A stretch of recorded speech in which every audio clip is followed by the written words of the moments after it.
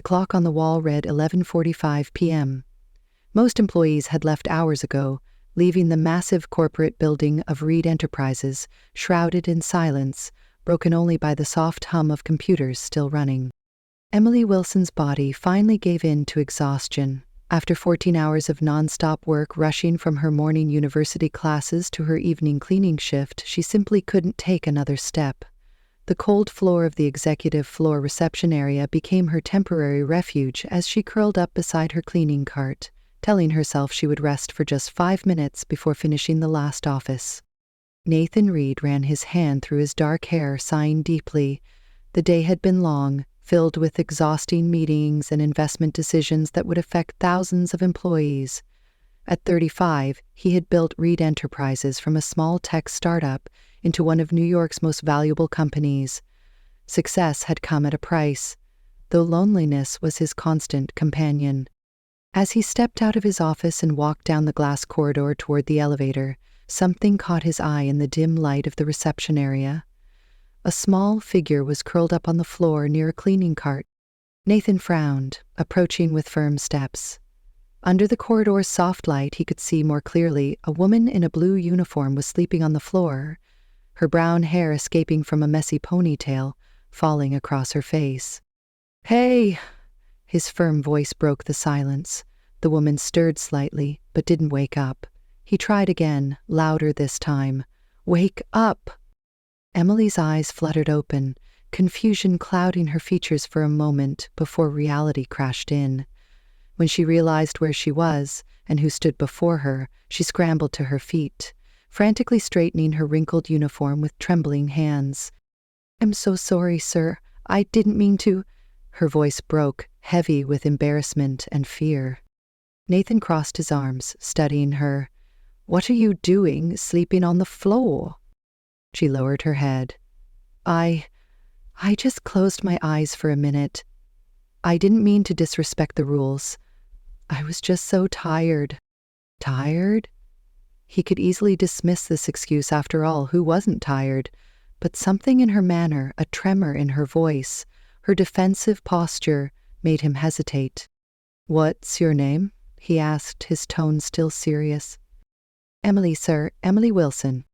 Nathan analyzed the young woman before him. She wasn't someone he would normally notice. Cleaners passed through the glass and concrete corridors like discreet shadows. But now, with her frightened eyes and fingers intertwined as if fearing severe reprimand, she didn't seem like just another employee. There was something about her, a weight she seemed to carry on her shoulders. For a moment, Nathan considered sending her away. He could simply call HR in the morning and demand she be dismissed. But to his own surprise, he didn't. "You should go home and sleep," he said before turning to leave. As Nathan walked away, he couldn't help glancing over his shoulder one last time. Their eyes met briefly, hers filled with relief, his with unexpected curiosity. Something about this woman had touched something within him, and for the first time in years, he felt a moment would be etched in his memory forever. The cold November wind cut through Emily's thin jacket as she walked through the dark streets of Brooklyn. The midnight chill penetrated her bones, but she barely noticed. Her mind was still replaying what had happened at Reed Enterprises. Her heart continued to race at the thought of how close she'd come to losing her job. "Nathan Reed," she whispered to herself. She'd heard that name countless times. The self-made tech genius, one of the youngest billionaires in America, a man feared and respected, always distant from his employees. Emily never imagined she would exchange words with him, much less be caught in such a humiliating situation. She sighed deeply and continued toward the old apartment building she called home. She climbed the stairs quietly and opened the door gently, trying not to wake Lily. The small studio apartment was barely 500 square feet, but the rent still consumed most of her income. 8-year-old Lily was curled up on the thin mattress, clutching the only teddy bear she owned, a gift from their parents before the car accident 2 years ago that had changed everything. Emily felt a tightness in her chest as she watched her sister sleeping peacefully, unaware of the daily struggles that kept their small world afloat. At least she's safe, Emily whispered, gently brushing a strand of hair from Lily's forehead. Since becoming Lily's legal guardian at 23, Emily had put everything on hold. Her journalism degree, her writing dreams, any semblance of a social life. 3 jobs and night classes were her reality now. Morning shifts at a coffee shop, evening classes at the community college, and night cleaning at corporate buildings. Sleep was a luxury she could rarely afford. Emily changed out of her uniform and sat at their small kitchen table, opening her worn laptop to check her budget spreadsheet. The numbers stared back at her mercilessly. Rent due next week, Lily's school supplies, the medical bills still unpaid from last month when Lily had strep throat. She rubbed her temples, fighting back tears of exhaustion. Her phone buzzed with a text from Mrs. Henderson next door. Lily was great tonight. She finished her homework and we read 2 chapters of Charlotte's Web before bed. Emily smiled, grateful for her elderly neighbor who watched Lily during her night shifts. Small kindnesses like this kept her going when everything else seemed impossible. She closed the laptop and moved to the mattress, lying down beside her sister. Despite her exhaustion, she reached for the dog-eared copy of The Little Prince from under the pillow, their nightly ritual even when Lily was already asleep. Chapter 7, she whispered, opening to the marked page. On the 5th day, again thanks to the sheep, the secret of the little prince's life was revealed to me. Emily read softly, the familiar words bringing comfort. This was why she pushed herself beyond exhaustion every day, to preserve these small moments of normalcy for Lily, to ensure her sister wouldn't lose her childhood along with their parents. Her father's old watch, the only valuable thing she owned, sat on the nightstand, its hands moving steadily despite the crack across its face. Like the watch, Emily kept going, broken but functioning, holding on to the promise she'd made at her parents' funeral. Lily would have opportunities, Lily would have a future, no matter what it cost Emily. As sleep finally claimed her, Emily's last thought was of Nathan Reed's piercing gaze. She hoped their paths would never cross again.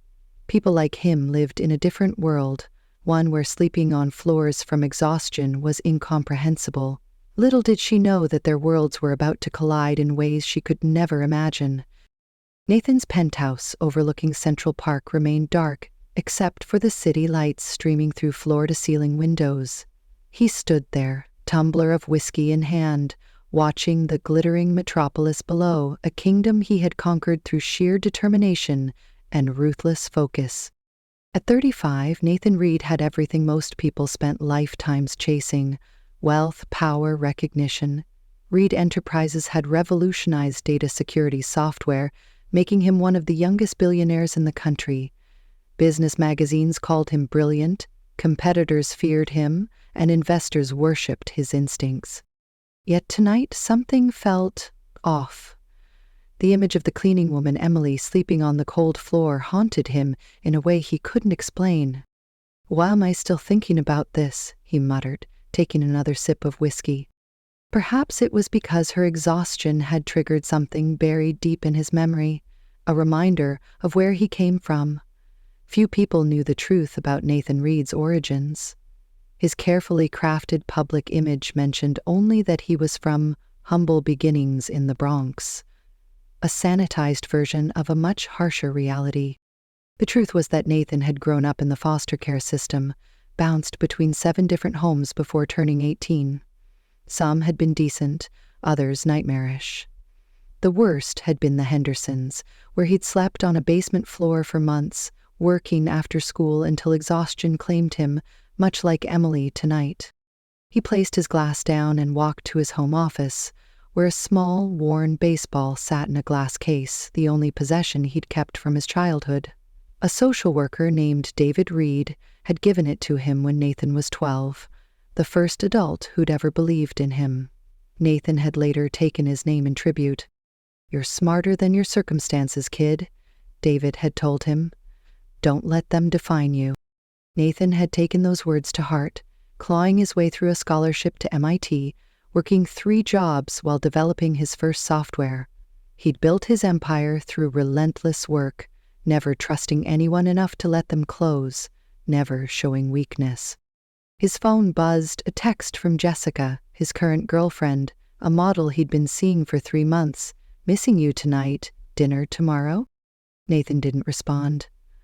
Jessica was beautiful, sophisticated, and completely interchangeable with the women who had preceded her in his life. None of them had ever seen beyond the wealth and power to the man underneath. Not that he'd allowed anyone that close. He returned to the window, his mind drifting back to Emily Wilson.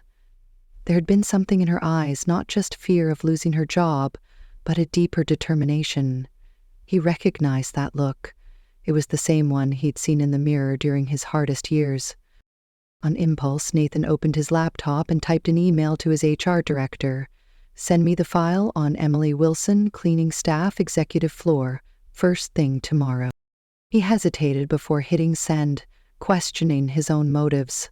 Why did he care about one cleaning woman among hundreds of employees? But something told him there was more to Emily Wilson's story, and Nathan Reed had built an empire by trusting his instincts. The following afternoon, Emily was summoned to the HR department. Her heart pounded as she sat in the waiting area, convinced she was about to be fired for sleeping on the job. She mentally calculated how long her savings would last, 2 weeks at most, and what other night jobs might hire her immediately. "Ms. Wilson?" The HR director appeared, her expression unreadable. "Mr. Reed would like to see you." Emily's stomach dropped. The CEO himself wanted to fire her personally? She followed the director to the elevator, up to the top floor she had cleaned countless times but never visited during daylight hours. Nathan Reed's office was intimidating, minimalist, and modern, with views that made Manhattan look like a scale model. The man himself stood by the window, his tall frame silhouetted against the city skyline. "Thank you for coming, Miss Wilson," he said, turning to face her. "Please, sit down." Emily perched on the edge of a chair, hands clasped tightly in her lap. "Mr. Reed, about last night I can't explain." He raised a hand, stopping her. "I've reviewed your file. 3 jobs, night classes in journalism, and sole guardian to your younger sister." His direct gaze made her shift uncomfortably. "That's quite a load for one person." Emily swallowed hard. "I do what's necessary, sir." Nathan studied her for a moment. "Your supervisor says you're never late, never miss a shift, and complete your work thoroughly despite the time constraints." "I need this job," she said simply. "What if I offered you a different one?" Nathan walked to his desk. "My current personal assistant is leaving for graduate school. The position requires organization, discretion, quick thinking, and the ability to work under pressure." He paused. "It pays 3 times what you're making now, with benefits and regular hours." Emily stared at him in disbelief. "Why would you offer me that? I'm just a cleaner." "I recognize determination when I see it, Ms. Wilson. People who work themselves to exhaustion usually have something worth fighting for." He glanced at a photo on his desk that Emily couldn't see. "I believe in giving opportunities to those who will make the most of them." Emily's mind raced. The salary he mentioned would change everything. A better apartment, proper care for Lily, finishing her degree faster. But suspicion crept in. "With me? There must be hundreds of qualified applicants." Nathan's expression remained unreadable. "Let's just say I have good instincts about people. The question is, are you willing to take a chance?" Emily's first day as Nathan Reed's personal assistant began at 7 a.m. sharp. She'd spent the weekend frantically preparing, researching Reed Enterprises, buying the most professional outfit she could afford at a thrift store, and arranging for Mrs. Henderson to take Lily to school. The executive floor was a different world in daylight. Glass walls, sleek furniture, and employees in designer suits who eyed her with barely concealed curiosity. Emily clutched her new security badge like a talisman as she approached her desk outside Nathan's office. "So, you're the new girl," a voice said. Emily turned to see a woman about her age with a stylish bob and confident smile. "I'm Rachel Chen, Marketing Director. Welcome to the Shark Tank." "Is it that obvious I don't belong here?" Emily asked, adjusting her second-hand blazer. Rachel laughed. "Everyone looks terrified their first day. Don't worry, Nathan's bark is worse than his bite, usually. Before Emily could respond, her phone rang her first test. She answered with the greeting she'd practiced 50 times. Mr. Reed's office. Emily Wilson speaking. Emily, I need the Westlake proposal on my desk in 5 minutes, Nathan's voice commanded, and get Daniels from legal up here.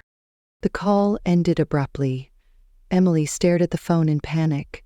She had no idea what the Westlake proposal was or how to contact Daniels. Rachel saw her expression and slid a company directory across the desk. Legal department, extension 4080. The Westlake files are probably in the shared drive. Login info should be in your welcome packet. Thank you, Emily whispered gratefully. The morning became a blur of phone calls, scheduling, and trying to anticipate Nathan's needs before he voiced them. By noon, she'd made at least a dozen mistakes, sent an email to the wrong person, scheduled a meeting for the wrong time, and brought coffee that was too cold. During a rare quiet moment, Emily slipped into the bathroom and leaned against the wall, fighting back tears of frustration. Her phone buzzed with a text from Lily. "How's your new job? Are you working for Iron Man now?" accompanied by a superhero emoji. Emily smiled despite herself. She couldn't give up too much, was riding on this opportunity. Returning to her desk, she found Rachel waiting with a sandwich. "Thought you might need this. You skipped lunch." "I can't figure out his filing system," Emily admitted, accepting the food gratefully. "No one can. Nathan's mind works differently than most people's. You'll learn to translate." Just then, alarms began blaring throughout the office. Emily's computer screen flashed with urgent notifications. The company's main server was under attack, and reporters were already calling for comment. Nathan emerged from his office, barking orders to various department heads. In the chaos, Emily noticed something everyone else missed. A reporter had somehow gotten past security and was recording the crisis on his phone. Without thinking, Emily approached the man, calmly took his phone and said, "I'll need to delete this footage for security reasons. I can arrange an exclusive interview with our cybersecurity team once the situation is resolved instead." The reporter looked startled, but nodded at her confident tone.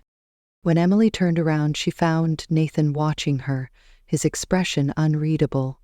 For the first time that day, he gave her a slight nod of approval. By evening, when the crisis had been contained, Emily realized something important. This job would either break her or transform her. There would be no middle ground. Weeks passed, and Emily settled into a rhythm at Reed Enterprises. The days were long and demanding, but unlike her previous jobs, this one engaged her mind. She learned quickly, anticipating Nathan's needs and adapting to his exacting standards. Late one evening, most employees had gone home, but light still burned in Nathan's office. Emily knocked softly before entering with fresh coffee. "The Tokyo investors want to move the call to 5 a.m. our time," she said, placing the cup on his desk. "I've adjusted your schedule and prepared the revised projections they requested." Nathan looked up from his computer, fatigue evident in his eyes. "You should go home, Emily. It's almost 9. "So should you," she replied without thinking, then immediately regretted her boldness. To her surprise, Nathan chuckled. "Touché." He leaned back in his chair, studying her. "You've lasted longer than I expected." "Did you think I would quit?" Emily asked. "Most people do when they realize what working directly for me entails." Emily shrugged. "I've had harder jobs with worse bosses for less pay." Something in her honest assessment seemed to intrigue him. "Sit down," he said, gesturing to the chair across from him. "Tell me about your journalism classes." The unexpected personal question caught Emily off guard. "They're going well. I'm specializing in investigative journalism." "Will that field?" "I believe in uncovering truth," she said simply. "My parents were both teachers who valued knowledge above everything. They taught me that information properly presented can change lives." Nathan nodded thoughtfully. "My foster father, the good one, used to say something similar." Emily tried to hide her surprise. Nathan Reed's foster care background wasn't public knowledge. You didn't know? He asked, reading her expression. I suppose my PR team has done a good job crafting the official story. I didn't mean to pry, Emily said quickly. You didn't. Nathan stood and walked to the window. 7 foster homes in 11 years. The last one was decent, a social worker named David Reed. He's the reason I got into MIT. Emily remained silent, sensing this wasn't information he shared lightly. What would you do differently with the Westlake acquisition? He asked, suddenly changing the subject. Emily hesitated. I'm not qualified to. You've read every document. I've seen you studying the files. What's your perspective? Taking a deep breath, Emily shared her observations about overlooked potential in Westlake's research division, insights she'd gained from carefully reading reports most executives had merely skimmed. Nathan listened intently, occasionally asking sharp questions that pushed her thinking further. For nearly an hour, they discussed business strategy as equals. The hierarchical barrier between them temporarily dissolved. You have good instincts, he finally said. You see patterns others miss. Thank you, Emily replied, surprised by the genuine compliment. As she gathered her things to leave, Nathan asked, How's your sister adjusting to your new schedule? The personal question startled Emily. Better. She likes that I'm home for dinner most nights now. Nathan nodded. Family is important. The simple statement hung in the air between them, weighted with unspoken meaning. That night marked a shift in their professional relationship. Over the following weeks, Nathan increasingly sought Emily's perspective on business matters. Their late-night discussions became more frequent, covering everything from market strategies to literature they'd both read. What neither acknowledged was the growing tension beneath their conversations, moments when their eyes held contact a beat too long, or when their hands accidentally touched while reviewing documents. One Saturday afternoon, Emily took Lily to Central Park. As they sat by the lake watching model boats, Emily spotted a familiar figure jogging along the path. Nathan slowed when he saw them, surprise evident on his face. Emily, he said, approaching them, I didn't expect to see you here. This is my sister Lily, Emily said, suddenly aware of how different Nathan looked in running clothes, more approachable, less the intimidating CEO. Hello, Lily, Nathan said, crouching to the girl's level. Your sister talks about you all the time. Are you really her boss? Lily asked bluntly. She says you're super smart but kind of grumpy in the mornings. Nathan's unexpected laugh, genuine and unguarded, transformed his face completely. In that moment, watching him chat easily with her sister, Emily felt something shift inside her heart. This wasn't just attraction to her brilliant, demanding boss. This was something deeper and far more dangerous. The quarterly board meeting at Reed Enterprises ran longer than expected. Emily waited outside the conference room, reviewing notes for Nathan's next appointment, when the doors finally opened. Board members filed out, several casting curious glances her way. Victor Harrington, the company's vice president, lingered behind. In his 60s with silver hair and cold eyes, he'd made no secret of his disapproval of Emily's rapid rise from cleaner to executive assistant. Ms. Wilson, he said, voice dripping with false politeness. I was just discussing your unique situation with the board. Emily maintained her professional smile. I hope I'm meeting expectations, Mr. Harrington. That depends on whose expectations we're discussing. His implication was clear. Nathan has always had a soft spot for charity cases, but mixing business with personal interests rarely ends well. Before Emily could respond, Nathan emerged from the conference room. His expression darkened seeing them together. Victor, I believe you have a meeting with the Singapore team, he said pointedly. After Harrington left, Nathan turned to Emily. What did he say to you? Nothing worth repeating, she replied, but her flushed cheeks betrayed her. That evening, Emily found Rachel waiting at her desk. Emergency drinks required, her friend announced. No excuses. At a small bar near the office, Rachel didn't mince words. The rumor mill is working overtime about you and Nathan. Emily nearly choked on her drink. There's nothing happening between us. Maybe not physically, but everyone sees how he looks at you and how you look at him. Rachel leaned forward. Emily, be careful. Office relationships are complicated enough without the power dynamics involved here. We're just colleagues, Emily insisted, though the words felt hollow even to her. The board is concerned. Some think you're using Nathan to climb the corporate ladder. Others think he's taking advantage of you. Emily stared into her glass. Neither is true. Truth rarely matters in corporate politics, Rachel warned. Victor Harrington has been gunning for Nathan's position for years. He'll use any perceived weakness, including you. Later that night, Emily sat on her fire escape, watching the Brooklyn skyline. Her phone buzzed with a text from Nathan. You left early. Everything okay? Her fingers hovered over the screen. The growing feelings between them couldn't be denied, but the consequences seemed insurmountable. The salary from this job had allowed her to move Lily to a better apartment, enroll her in after-school programs, and start saving for college. She couldn't risk losing everything. Just tired, she finally replied. See you tomorrow. Inside, Lily was working on homework. Emily, are you sad? She asked perceptively. No, sweetie, just thinking. Is it about your boss? The one who looks at you like Prince Charming looks at Cinderella? Emily's heart constricted.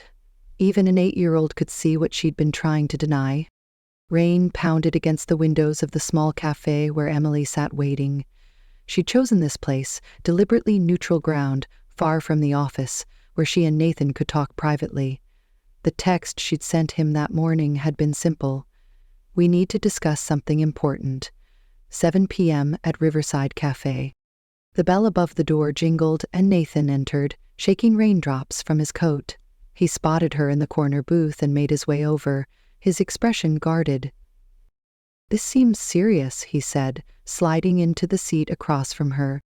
Emily took a deep breath. The board meeting yesterday. Victor Harrington implied that my position is compromising. Nathan's jaw tightened. Victor should mind his own business.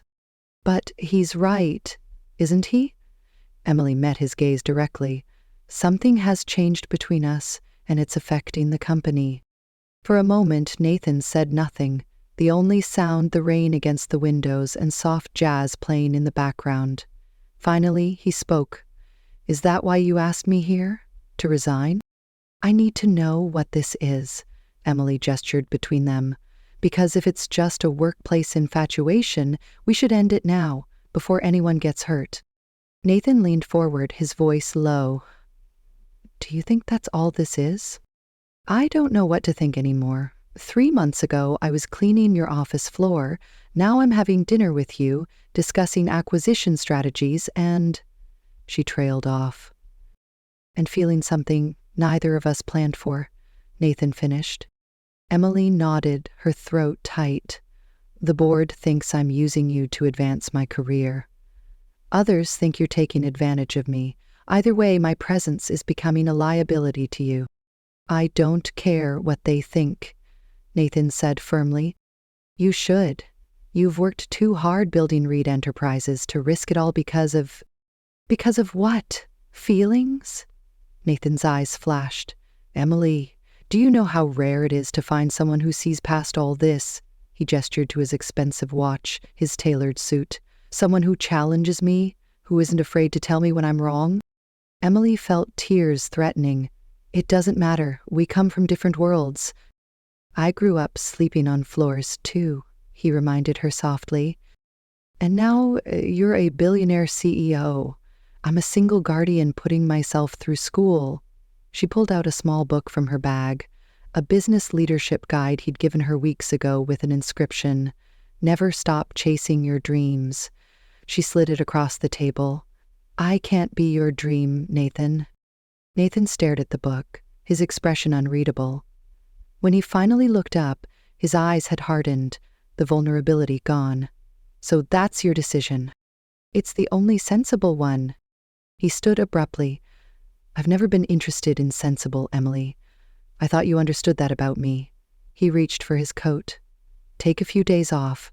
When you return, we'll maintain a strictly professional relationship, if that's what you want. Nathan, she began, but he was already walking away. Through the cafe window, Emily watched him disappear into the rainy night. She picked up the book he'd left behind, running her fingers over his handwritten inscription.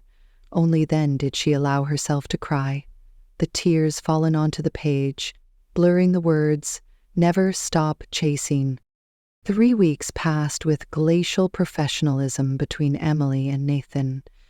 Their interactions became limited to necessary work communications, delivered with polite detachment. The office noticed the change. The easy rapport and late-night strategy sessions had vanished, replaced by formal emails and scheduled meetings. Emily threw herself into work and her journalism classes, trying to convince herself she'd made the right decision. She'd even applied for a prestigious journalism scholarship in California, a fresh start far from New York and the memories haunting every corner of Reed Enterprises. Nathan, meanwhile, became more withdrawn and demanding. The staff whispered about his sudden mood shifts and unreasonable expectations. "You broke the robot's heart," Rachel commented one afternoon, perching on Emily's desk. "He doesn't have a heart to break," Emily replied, not looking up from her computer. "Keep telling yourself that," Rachel sighed. "Meanwhile, everyone's suffering. He's impossible to work with lately." Before Emily could respond, alarms blared throughout the building, security protocols activated, locking down the floor, as employees looked around in confusion. Nathan burst from his office. "Emergency board meeting, now!" Hours later, the crisis became clear. A sophisticated cyber attack had breached their systems, threatening to expose confidential client data. The company's stock was already plummeting as news leaked to the press. Emily worked tirelessly alongside the crisis team, coordinating responses and managing the flood of panicked calls. By midnight, most employees had gone home, but the executive team remained, battling to contain the damage. Passing the conference room, Emily overheard Victor Harrington's voice. "This is exactly why Nathan's leadership has become a liability. His personal distractions have compromised his judgment." Several board members murmured in agreement. Emily froze, realizing they were using the crisis to orchestrate a leadership coup. Without thinking, she entered the room. "Gentlemen, I have the preliminary security report you requested."